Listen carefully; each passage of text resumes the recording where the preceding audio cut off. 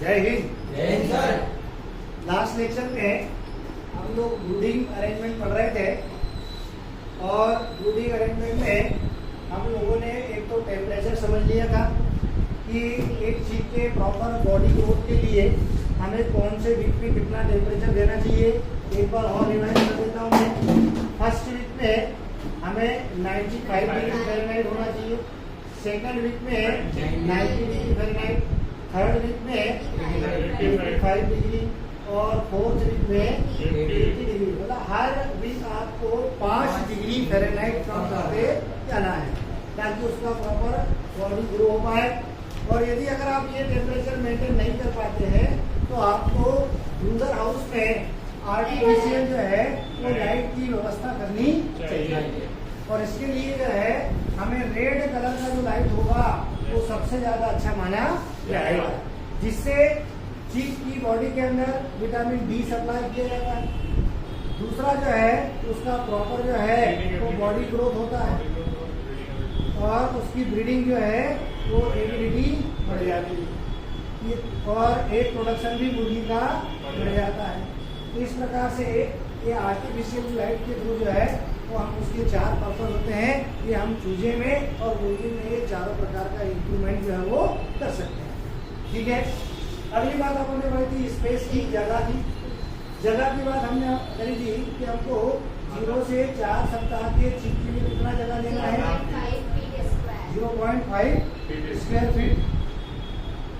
और 5 से 8 सप्ताह के लिए 1 स्क्वायर फीट जगह जो है हमको देनी चाहिए। अच्छा, कम जगह देते हैं तो क्या होता है, एक प्रॉब्लम क्रिएट हो जाती है जिसको बोलते हैं क्या कहते हैं। इसकी वजह से मुर्गियां क्या करती है, एक करती है, अंडे तोड़ती है, ठीक है ना। पर जो है वो वेंट पिकिंग करती है, क्या करती है, वेंट पिकिंग करती है या फिदर नोचिंग करती है, क्या करती है, फिदर नोचिंग करती है। तो इस प्रकार की जो प्रॉब्लम है वो क्रिएट हो जाती है। इसको हम क्या बोलते हैं, कैनाबिलिज्म। इसका मेन कारण होता है स्पेस और दूसरा जो होता है डिफिशियंसी ऑफ मिनरल्स, खास करके सॉल्ट की, खास करके इसकी सॉल्ट। अगर आप सॉल्ट नहीं देंगे तो कैनाबिलिज्म आ जाएगा। इससे अंडे फोड़ेगी, दूधा नोचेगी और पंख नोचेगी। कौन, मुर्गियां। ठीक है। अब हम जो है इस प्रॉब्लम से अगर छुटकारा पाना चाहते हैं, इसको प्रिवेंट करना चाहते हैं, तो सबसे पहले हमको क्या करना पड़ेगा, डीबिकिंग करना पड़ेगा, चोंच काटना पड़ेगा। और सबसे पहले हम क्या करेंगे, चोंच काटेंगे। चोंच कब काटते हैं, स्टार्टिंग के 10 डेज में, स्टार्टिंग के 10 डेज में। और लगभग 6 mm चोंच को जो है वो बेक किया जाता है या काट दिया जाता है। कितनी को, 6 mm। और ये कितनी बार में करना चाहिए, 2 बार में। एक होता है फर्स्ट टच और एक होता है सेकंड टच। ध्यान रहे कि जब हम डीबिकिंग करते हैं तो डीबिकिंग करने के बाद में हमें जो है वो चूजों को जो है वो एंटीबायोटिक जो है वो मेडिसिन देनी चाहिए। क्या देनी चाहिए, एंटीबायोटिक मेडिसिन देनी चाहिए। क्योंकि जैसे ही हम चोंच काटते हैं तो चूजे स्ट्रेस में आ जाते हैं। चूजे किस में आ जाते हैं, स्ट्रेस में आ जाते हैं। जैसे अगर आपको मान लो कि हम बीमार हो गए और अचानक से डॉक्टर बोले कि नहीं इनका ऑपरेशन करना पड़ेगा, तो क्या होगा, हमारा दिमाग सब जो है वो काम करना बंद कर देगा, स्ट्रेस में आ जाएंगे। फिर डॉक्टर काउंसलिंग करता है, घर वालों की काउंसलिंग करता है, फिर मरीज की काउंसलिंग करता है, उसके बाद में ऑपरेशन करता है। ऐसा थोड़ी कि अस्पताल में गया अल्लाह चलो ऑपरेशन करते हैं, नहीं। 2-3 दिन का आपको समय देगा वो, आपको पहले आप मेंटली फिट होंगे तब जाके जो है वो आपका ऑपरेट करेगा, अन्यथा नहीं करेगा। हाँ, अगर इमरजेंसी है तो फिर वो जाते से ही ऑपरेशन कर देगा। तो भले मेंटली प्रिपेयर हो या नहीं हो, आपको सीधा एनेस्थीसिया देगा, आपको बेहोश कर देगा और सीधा चीर फाड़ करके खत्म। क्या क्लियर है मेरा भाई। तो इस प्रकार से ये 2 चीजें अपने समझने की, स्पेस और टेम्परेचर। अगली बात हम समझते हैं फीडिंग स्पेस। ब्रूडर घर के अंदर हम चूजों को कितनी जगह देंगे। अरे क्या क्लियर है मेरे भाई। फीडिंग स्पेस का मतलब होता है खाने की जगह। फीडिंग स्पेस का मतलब क्या, खाने के लिए हम कितनी जगह देंगे।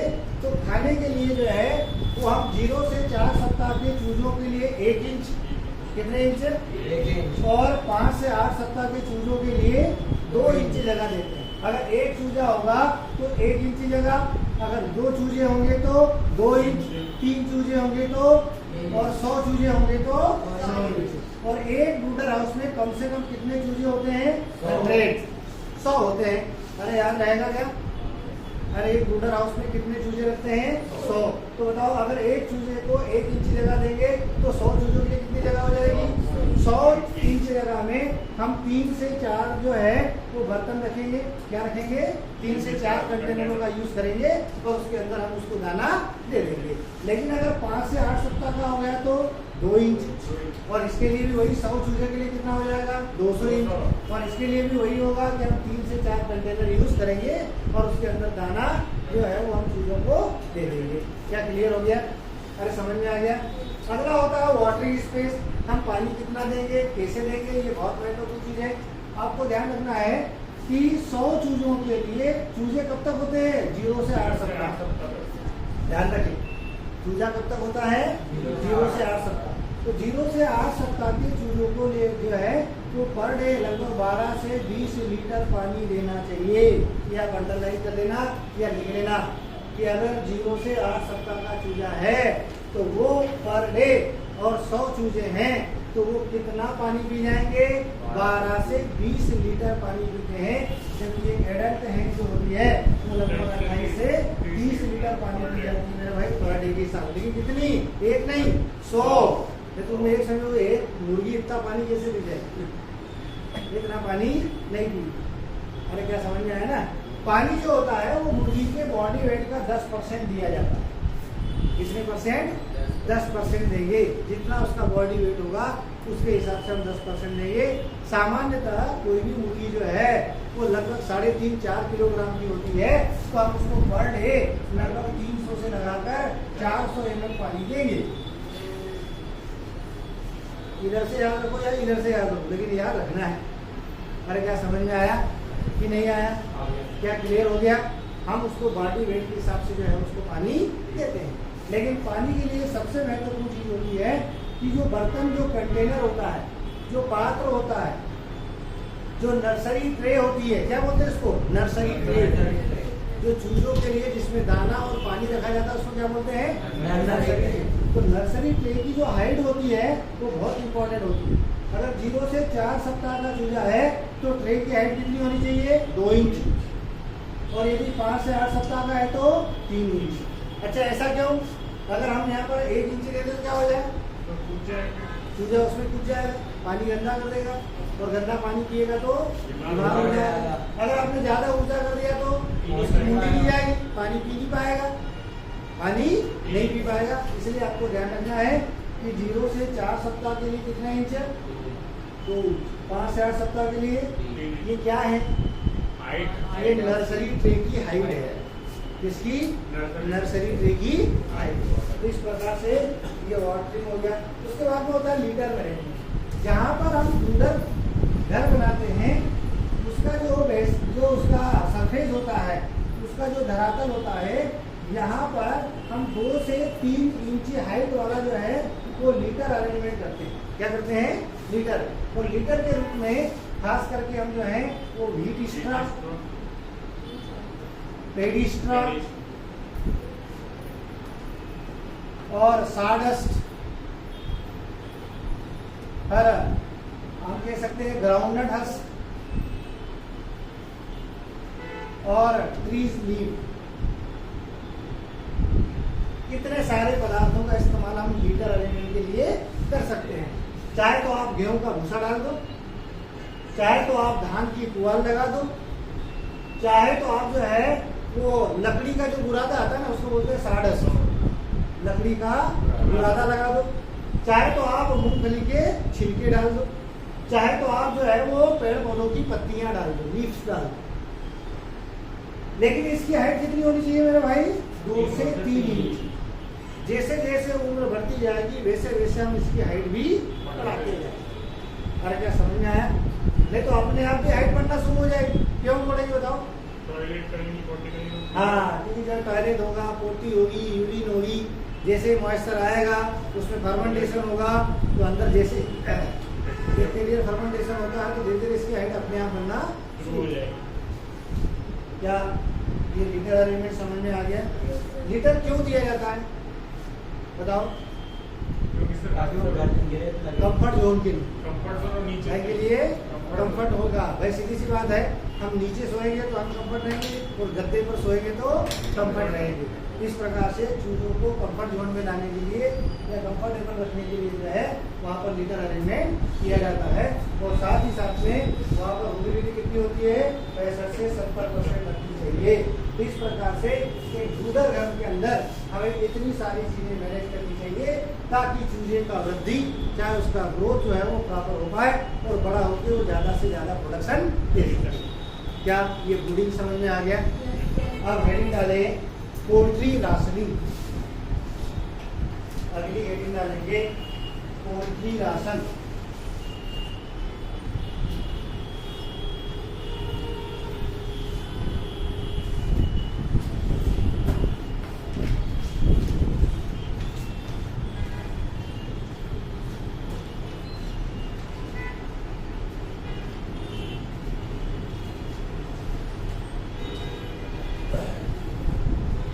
आप लोगों को पता होगा कि किसी भी प्रोडक्टिव एनिमल के लिए राशन बहुत इंपॉर्टेंट होता है। कोई ऐसा पशु या ऐसा जानवर या ऐसा कोई जीव जंतु हो जिससे हमको कुछ न कुछ उत्पादन लेना, तो उसके लिए राशन जो होता है वो बहुत इंपॉर्टेंट होता है।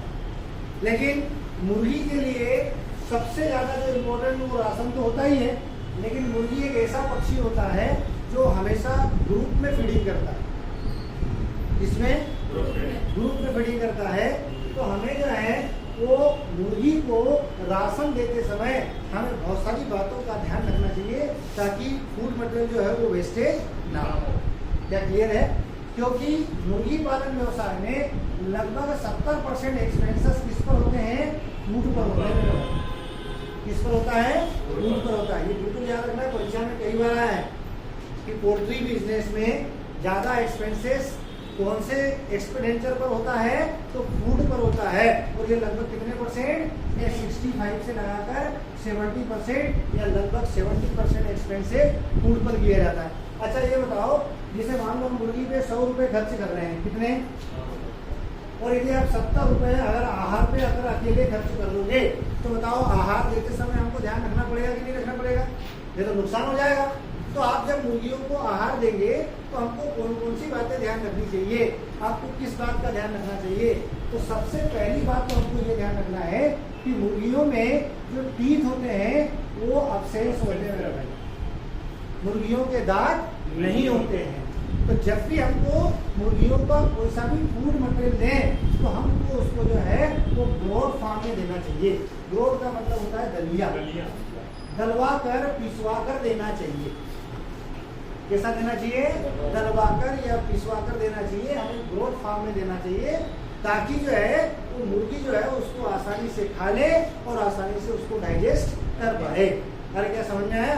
और जितना ज्यादा चूजा छोटा होगा उसमें ग्रोथ की मात्रा उतनी ज्यादा अधिक होगी। और होल ग्रेन की मात्रा जो है हमको कम रखनी चाहिए। लेकिन बड़ी मुर्गियों में हम होल ग्रेन दे सकते हैं। क्यों दे सकते हैं?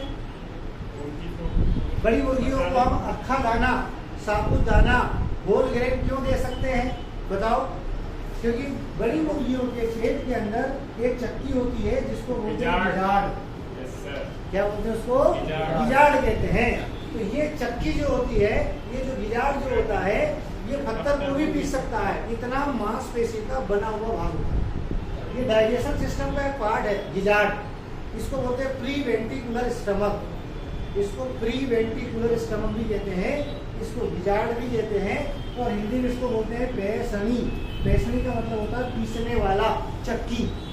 ये चक्की का काम करता है। और ये इतना स्ट्रॉन्ग मसल पार्ट से बना होता है कि ये स्टोन को भी पीस सकता है। इसलिए जो है वो हमको जो है वो मुर्गी के आहार में जो है वो कैल्शियम स्टोन दिया जाता है, एक चूना पत्थर दिया जाता है। क्या दिया जाता है? चूना पत्थर। और वो चूना पत्थर भी जो है उसको गिजाड़ जो है वो आसानी से पीस सकता है, उसको जो है वो बीट कर सकता है, उसको पतला करके जो है वो आसानी से डाइजेस्ट भी कर सकता है। इसलिए ध्यान रखना है कि छोटे चूजों में ग्रोथ ज़्यादा होना चाहिए और बड़ी मुर्गियों में होल ग्रेन ज़्यादा होना चाहिए, क्योंकि बड़ी मुर्गी में जो है वो गिजाड़ डेवलप हो जाता है और ये गिजार्ड जब डेवलप होगा तो ये आसानी से दाने को पी लेगा। क्या याद रहेगा कि मुर्गी में दांत नहीं होते हैं, इसलिए मुर्गियों का भोजन किस फार्म में होना चाहिए? ब्रॉड फार्म में होना चाहिए।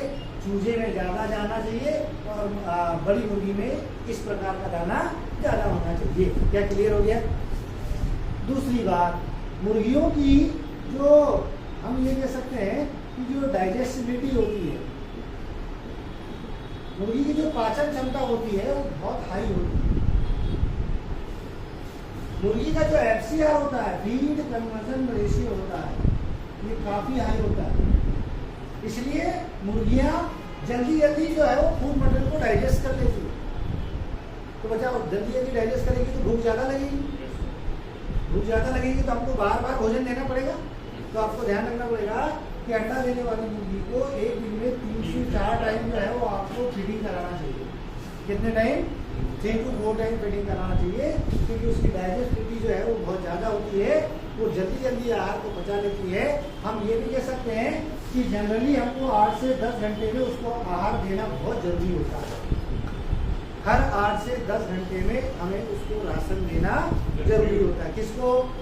मुर्गी, खास करके उसको जो अंडा दे रही है। अरे क्या समझ में आया ना? ठीक है ना? ये आपको ध्यान रखना पड़ेगा, क्योंकि वो आहार को जल्दी पचा लेती है। सीधी सी बात करें कि जो काम करेगी वो पचाएगी, जो काम नहीं करेगी वो नहीं पचाएगी। एक व्यक्ति सोया है और एक दिन भर हेमाली कर रहा है, तो जो हेमाली कर रहा है उसको ज़्यादा भूख लगेगी, और जो सोया है उसको एक टाइम का भोजन भी डाइजेस्ट करना उसके लिए मुश्किल होगा।